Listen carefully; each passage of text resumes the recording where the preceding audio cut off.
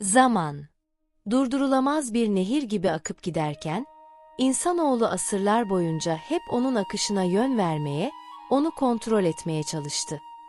Ama bundan tam 800 yıl önce, Mezopotamya'nın kavurucu topraklarında yaşayan bir adam, zamanı sadece ölçmekle kalmadı. Ona adeta kendi iradesiyle hükmetti. Yıl 1200. Yer, Mezopotamya'nın kalbinde, görkemli surlarıyla parıldayan Diyarbakır İçkale Sarayı. Artuklu Sultanı Nasreddin Mahmud, taht odasında dünyanın dört bir yanından gelen yabancı elçileri ağırlıyor. İçeride ağır, gergin bir sessizlik var. Herkes merakla kapıya bakıyor. Çünkü sultanın onlara asırlarca unutulmayacak büyük bir sürprizi olduğu fısıldanıyor. Ve ansızın, o devasa ahşap kapılar ardına kadar açılıyor. Ancak içeri giren, etten ve kemikten bir saray görevlisi değil. Pirinçten dökülmüş, üzerinde göz alıcı kıyafetler ve el işçiliği süslemeler olan mekanik bir robot. Metalik ama kusursuz adımlarla sultana doğru ilerliyor. Her adımında, çarkların ve dişlilerin o büyüleyici tıkırtısı saray duvarlarında yankılanıyor. Robot, sultanın önünde ağır ağır eğiliyor ve elindeki gümüş ibrikten, altın bardağı tek bir damla bile taşırmadan, kusursuz bir ritimle şerbet dolduruyor. Yabancı elçiler büyülenmiş gibi nefeslerini tutuyorlar. Kimi korkuyla geri çekiliyor, kimi bunun karanlık bir büyü, imkansız bir sihir olduğunu fısıldıyor. Oysa bu ne sihir ne de bir mucizeydi. Bu, insan dehasının su, hava ve metal çarklarla yazdığı muazzam bir mühendislik şiiriydi. Ve bu büyüleyici gösterinin arkasında tek bir isim vardı. Cizreli İsmail. Dünya onu El Cezeri olarak tanıyacaktı. O, Batı dünyasının dahisi Leonardo da Vinci'den tam 300 yıl önce sibernetik biliminin, yani robotların temelini attı. Elektriğin, motorların ve bilgisayarların olmadığı bir çağda, sadece suyun ve yerçekiminin gücüyle çalışan akıllı makineler hayal etti. Peki, çölün ortasında, Orta Çağ'ın zorlu şartlarında bu muazzam fikirler nasıl doğdu? Onun uykusuz geceleri, başarısızlıkları ve tarihin akışını değiştiren o büyük sırrı neydi? Bugün, tarihin mimarlarında, zamanı büken adamın, Cezeri'nin gerçek ve büyüleyici hikayesine derin bir yolculuğa çıkıyoruz. Hazırsanız, çarklar dönmeye başlasın. Sarayın parıltılı odalarından ve elçilerin hayranlık dolu bakışlarından uzaklaşalım şimdi. Zamanı biraz daha geriye, her şeyin başladığı yere saralım. Yıl 1136. Dicle Nehri'nin kıvrılarak sarmaladığı, dönemin en önemli ilim ve ticaret merkezlerinden biri olan Cizre. İşte El Cezeri ya da gerçek adıyla Bediüzzaman Ebu'l-İz İsmail Er-Rezzaz El Cezeri. Bu topraklarda dünyaya gözlerini açtı. Çocukluğu, Mezopotamya'nın kavurucu sıcağında, nehrin şırıltısı ve çarşılardan yükselen çekiç sesleri arasında geçti. Onu akranlarından ayıran çok belirgin bir özellik vardı. Bitmek bilmeyen bir merak. Diğer çocuklar sokaklarda oynarken, küçük İsmail saatlerce Dicle'nin kenarında oturur. Nehrin azgın sularıyla dönen devasa ahşap su dolaplarını izlerdi. Suyun o muazzam gücü ahşap çarkları nasıl döndürüyor, o çarklar suyu metrelerce yukarıdaki tarlalara nasıl taşıyordu? Kafasında hep aynı soru vardı. Doğanın bu gücü, insanın emrine nasıl verilebilirdi? İsmail, Cizre Camia Medresesi'nde dönemin en iyi eğitimlerini almaya başladı. Fizik, matematik ve geometri derslerinde üstün bir başarı gösteriyordu.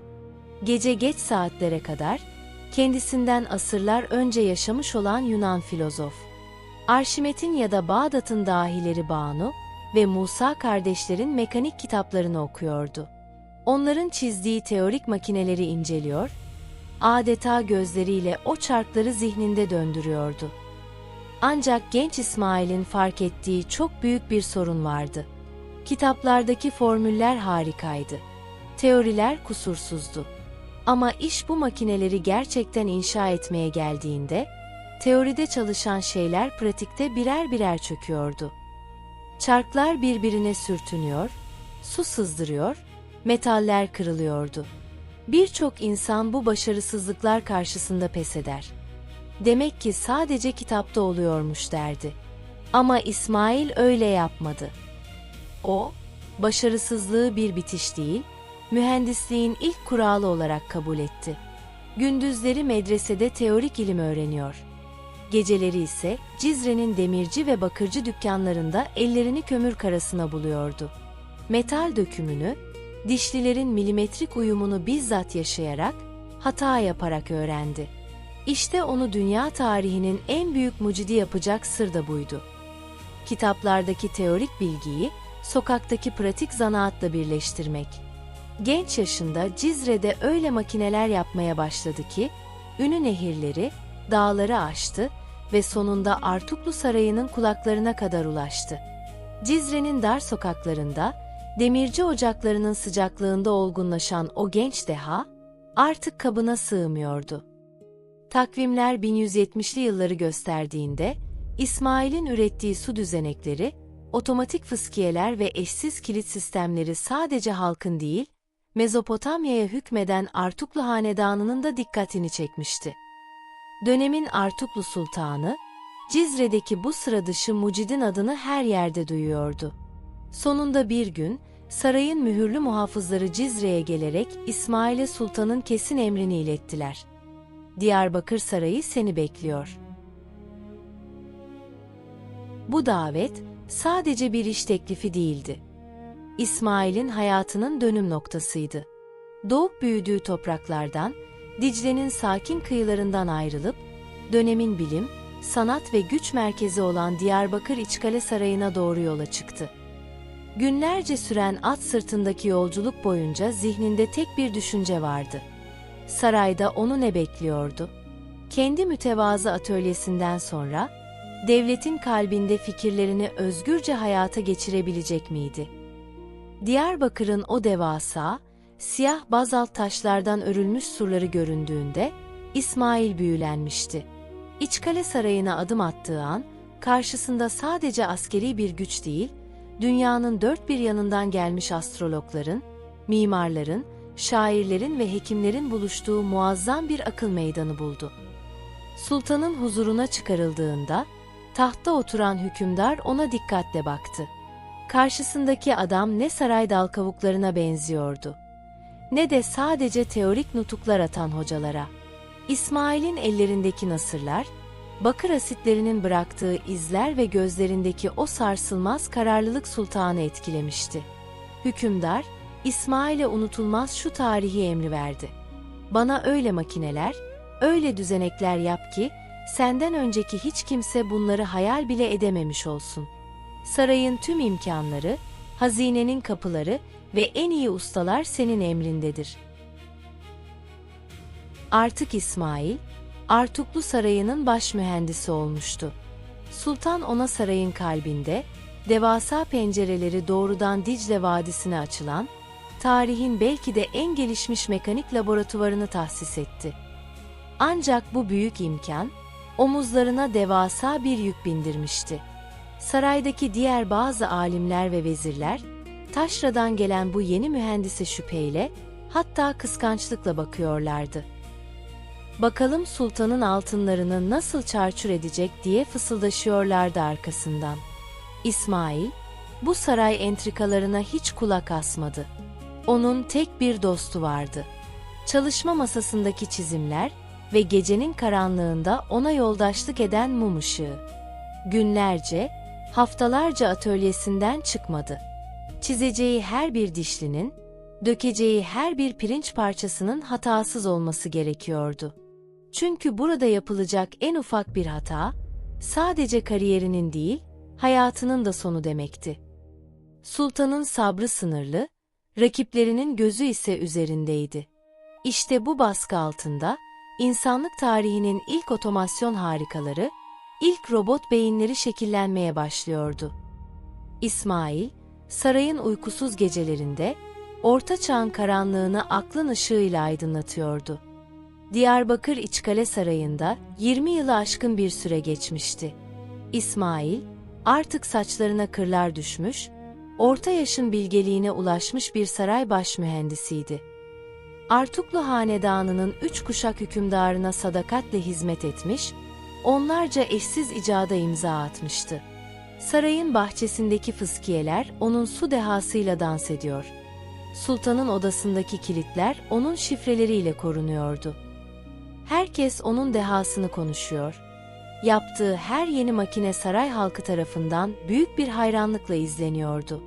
Ancak ortada çok büyük, trajik bir sorun vardı. İsmail'in yaptığı bu harika makineler sadece saray duvarları arasında kalıyor. Dış dünyadaki insanlar bunların nasıl çalıştığını bilmiyordu. Daha da kötüsü, her makine tek bir adet üretiliyordu. Dönemin teknolojisi gereği, bunların bir yediği ya da kopyası yoktu.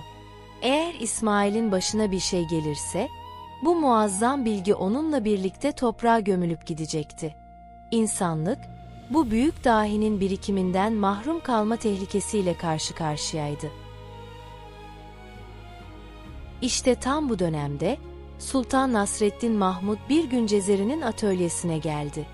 Masanın üzerindeki karmaşık çark planlarını, su borusu çizimlerini saatlerce inceledi.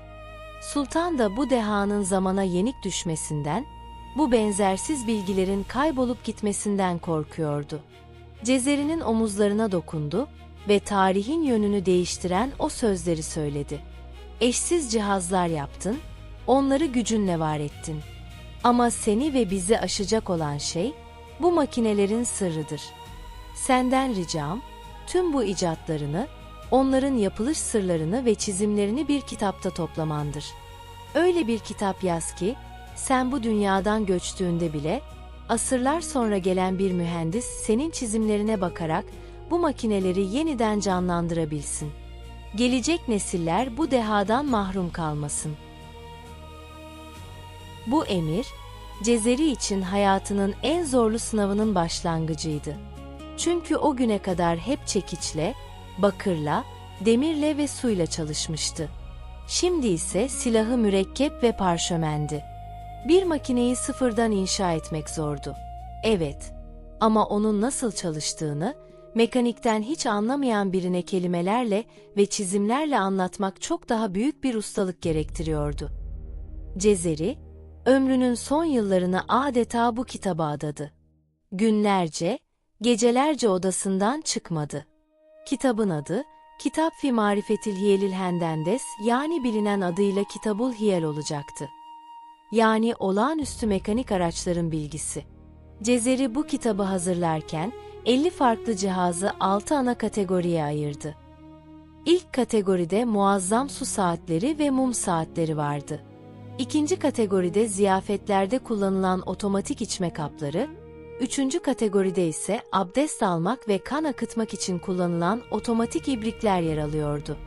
Dördüncü kategoride havuzlar ve fıskiyeler, beşinci kategoride kuyulardan su kaldıran düzenekler ve son kategoride ise birbirine benzemeyen farklı mekanik cihazlar bulunuyordu. O, sadece bir yazar gibi kelimeleri dizmedi kağıda. O aynı zamanda tarihin ilk teknik ressamı oldu. Kitaba her bir icadın detaylı planını çizdi. Üstelik bu çizimler öyle sıradan, kuru mühendislik çizimleri değildi. Cezeri, çizimlerinde dönemin büyüleyici minyatür sanatını kullandı. Lapis lazuli mavisini, altın varakları, kök boyaları mürekkebine kattı. Çizdiği robotların yüzlerine insani ifadeler verdi. Kıyafetlerini dönemin en ince kumaş motifleriyle süsledi. Her bir cihazın çizimi için aylarca uğraştı. Bir çarkın dönüş yönünü göstermek için özel renkli oklar kullandı. Kırmızı oklar suyun akış yönünü, yeşil oklar ise çarkların dönüş yönünü simgeliyordu. Bu, bugün modern dünyadaki teknik çizim standartlarının ilk adımıydı. Yazdığı her sayfada büyük bir alçak gönüllülükle, eğer bir usta bu çarkı bakırdan yapamazsa, yerine şu ahşabı kullansın diyerek pratik çözümler bıraktı. O, Bilgisini kendine saklayan bencil bir dahi değildi. Birikimini geleceğe miras bırakmak isteyen bir öğretmendi. Kitabını tamamladığında, insanlık tarihinin ilk uygulamalı mühendislik el kitabı doğmuştu. Ve bu kitap, yüzyıllar sonra Avrupa'da sanayi devrimini yapacak olan mekanik sistemlerin ilk yazılı kanıtıydı.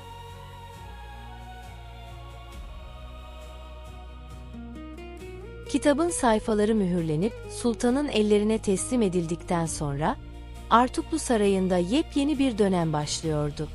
Artık Cezeri'nin zihnindeki o devasa fikirler, sadece kağıt üzerinde birer çizim olarak kalmıyordu. Sarayın koridorlarında, bahçelerinde ve salonlarında adeta can bulan birer canlı gibi hareket ediyordu.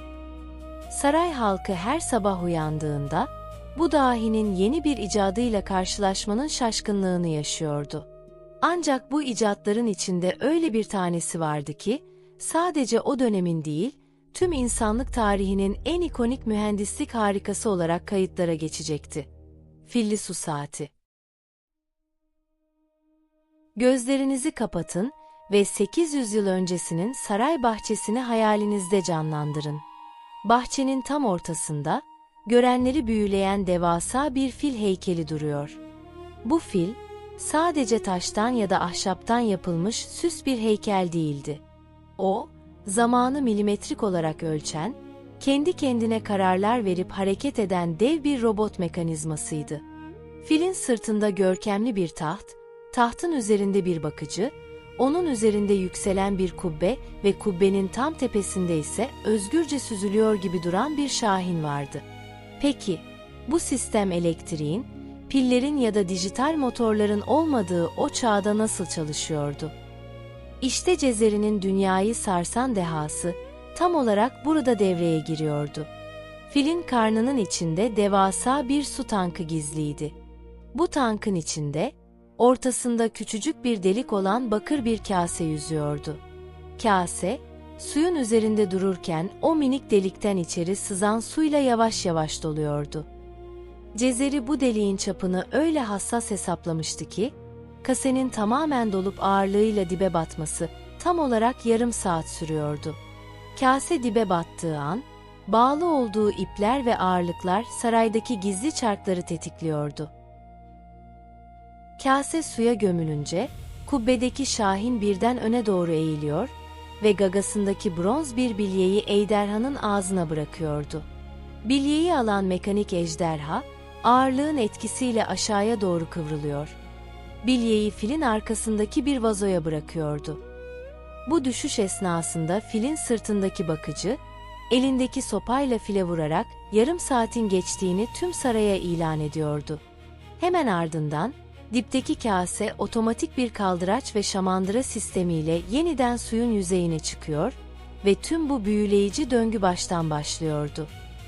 Bu saat sadece zamanı göstermekle kalmıyordu. O dönemin küresel kültürünü de yansıtıyordu. Fil Hindistan'ı, ejderha Çin'i, şahin İran'ı, üzerindeki halı motifleri ise Mezopotamya'yı simgeliyordu. Cezeri, mekanik bir saat değil, adeta evrensel bir bilim anıtı inşa etmişti.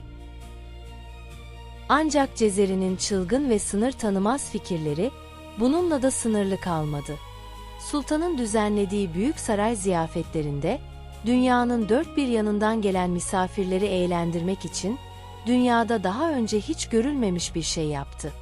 Tarihin ilk robot orkestrası. Dicle Nehri üzerinde ya da sarayın büyük havuzunda yüzen küçük, süslü bir tekne tasarladı. Bu teknenin içinde yan yana duran 4 tane mekanik müzisyen robot vardı. 2 tanesi davul çalıyor, biri tef vuruyor, diğeri ise flüt üflüyordu. Misafirler hayranlıkla bu müzisyenleri izlerken, robotların arkasında dönen gizli çarkları göremiyorlardı. Teknenin altından giren su, içerideki gizli bir silindiri döndürüyor, silindirin üzerindeki küçük çıkıntılar ise robotların kollarına bağlı ipleri çekip bırakıyordu. Tıpkı bugün bilgisayarlardaki kodlar ya da müzik kutularındaki dişliler gibi, o silindir üzerindeki çıkıntıların yeri, robotların hangi ritimle davula vuracağını milimetrik olarak belirliyordu. Bu, programlanabilir otomasyonun, yani bugünkü robot teknolojisinin dünyadaki ilk somut örneğiydi. Cezeri bununla da yetinmedi. Abdest almak isteyen sultan için her seferinde aynı miktarda su döken otomatik hizmetçi robotlar, içki ve şerbet ziyafetlerinde bardak boşaldıkça kendi kendine dolan mekanik kaplar ve havuzlarda suyu farklı geometrik şekillerde fışkırtan otomatik fıskiyeler yaptı.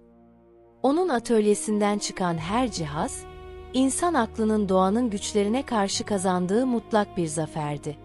O, metallere adeta ruh üfleyen, suya kendi iradesiyle yön veren adamdı. Saraydaki bazı insanlar onun bir büyücü olduğuna inanıyordu. Ama o sadece matematiğin, fiziğin ve geometrinin sarsılmaz kurallarını kusursuzca birleştiriyordu. Artuklu Sarayı'nın çarkları dönmeye, su saatleri zamanı eritmeye devam ederken, her fani gibi zamanın bükülmez kuralları Cezeri içinde yaklaşıyordu. Ömrünü bilime, mekaniğe ve insanlığın geleceğine adayan bu büyük deha, takvimler 1206 yılını gösterdiğinde, doğduğu ve her şeyin başladığı yere, Cizre'ye geri döndü. Ve aynı yıl, arkasında dünyayı değiştirecek yüzlerce cıvata, çark ve bir kitap bırakarak sessizce bu dünyadan göç etti. Peki, sarayları büyüleyen, robotlara can veren bu adamın özel hayatı nasıldı? Evlenmiş miydi? Çocukları var mıydı? Tarih sayfalarını karıştırdığımızda, garip bir sessizlikle karşılaşırız. Cezeri, Kitabul Hiyel isimli eserinde makinelerinin en ufak vidasını bile milimetrik olarak anlatırken, kendi ailesinden, eşinden ya da çocuklarından neredeyse hiç bahsetmemiştir. Onun hakkında bildiğimiz her şey, sadece yaptığı işler ve sultana olan sadakatidir. Bazı tarihçiler, onun evlenmeye bile vakit bulamadığını, tek aşkının ve çocuklarının atölyesindeki robotları olduğunu söyler. Bazı kaynaklar ise onun zanaatını devrettiği öğrencileri olduğunu, bu öğrencileri kendi evladı gibi büyüttüğünü fısıldar. Cezeri, adeta kendi hayatını silmiş ve sadece insanlığın geleceğine odaklanmıştır. Ölümünün ardından o da her fani gibi toprağa verildi. Bugün yolu Şırnak'ın Cizre ilçesine düşenler, Nuh Peygamber Camisi'nin sakin avlusunda mütevazı bir türbe görürler. İşte o türbe, dünyada sibernetik biliminin temelini atan, bilgisayarların ilk babası sayılan koca bir dehanın, El Cezeri'nin ebedi istirahatgahıdır. Sarayların ihtişamından uzak, sade bir taş lahit. Ancak onun gerçek mezarı o taşlar değil, bugün kullandığımız teknolojilerin ta kendisidir. Cezeri öldü, Artuklu Devleti tarihe karıştı, Diyarbakır sarayları yıkıldı. Ama Cezeri'nin yazdığı o kitap yok olmadı. Onun kitabı elden ele dolaşarak Batı dünyasına, Avrupa'ya kadar ulaştı. Cezeri'nin ölümünden yaklaşık 300 yıl sonra, İtalya'da bir başka dahi, Leonardo da Vinci sahneye çıktı. Da Vinci'nin defterleri incelendiğinde, tıpkı Cezeri gibi mekanik robotlar, dişli sistemler ve su makineleri çizdiği görüldü. Bugün pek çok batılı tarihçi bile şu gerçeği kabul etmektedir. Da Vinci, mekanik tasarımlarının pek çoğunda Cezeri'nin Kitabul Hiyel'inden ilham almış, onun çark sistemlerini geliştirmiştir. Yani modern Batı bilimi, endüstri devrimi ve bugünkü fabrikalar, temellerini o sıcak Mezopotamya güneşi altında Cezeri'nin elleriyle atmıştır. Bugün cebinizde taşıdığınız akıllı telefonlar, fabrikalarda üretim yapan dev robot kollar, arabaların motorlarındaki krank milleri. Hepsi, 800 yıl önce Cizreli bir çocuğun nehir kenarında izlediği o ahşap su dolaplarının, uykusuz gecelerde çizdiği o pirinç dişlilerin torunlarıdır. O, zamanı sadece ölçmekle kalmamış, zamanın ötesine geçerek bugünkü dünyayı inşa etmiştir. İşte bir insanın hayat hikayesi, bir toplumun kaderini ve tüm dünyanın geleceğini böyle değiştirebilir. Cizre'nin bağrından çıkıp, aklın ve zanaatın gücüyle dünyaya yön veren İsmail, adının yanına El Cezeri unvanını yazdırarak tarihin en büyük mimarlarından biri oldu. Tarihin mimarları olarak bizler, bugün onun dehası önünde saygıyla eğiliyoruz. Çarklar dönmeye, su akmaya ve insan aklı üretmeye devam ettikçe, Cezeri'nin adı da asla unutulmayacak. Bu büyüleyici yolculukta bizimle olduğunuz için teşekkür ederiz. Videomuzu beğenmeyi, Cezeri hakkındaki düşüncelerinizi yorumlarda bizimle paylaşmayı ve tarihin diğer gizemli mimarlarını keşfetmek için kanalımıza abone olmayı unutmayın. Bir sonraki bölümde, tarihin akışını değiştiren bir başka dehanın hikayesinde buluşmak üzere. Şimdilik hoşça kalın.